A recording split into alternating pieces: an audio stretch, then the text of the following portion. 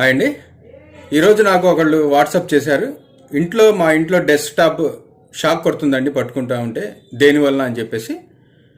మీ ఇంట్లో పవర్ కనెక్షన్స్లో మీరు ఎక్కడైతే ఈ సిస్టమ్ కనెక్ట్ చేస్తున్నారో, ఏ బోర్డులో అయితే కనెక్ట్ చేస్తున్నారో ఆ బోర్డులో ఎత్తలేకపోవటం, సిస్టమ్ రన్నింగ్లో ఉన్నప్పుడు కంటిన్యూస్గా కరెంటు పోవటం రావటం జరుగుతున్నప్పుడు మదర్ బోర్డులో చిన్న షార్టేజెస్ వస్తాయి. దానివల్ల కూడా మీకు CPU ఎర్త్ వస్తుంది.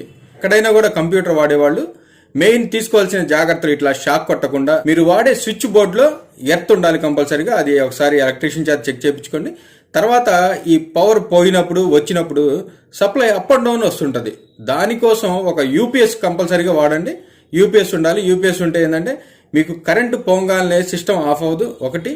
తర్వాత మీకు కరెంటు పోయి వచ్చిన తర్వాత ఆ డైరెక్ట్ సప్లై అనేది సిస్టమ్కి వెళ్ళకుండా యూపీఎస్ నుంచి సిస్టమ్కి వెళ్తుంది. దానివల్ల మీకు హై వోల్టేజ్, లో వోల్టేజ్ అనేదాన్ని ఈ యూపీఎస్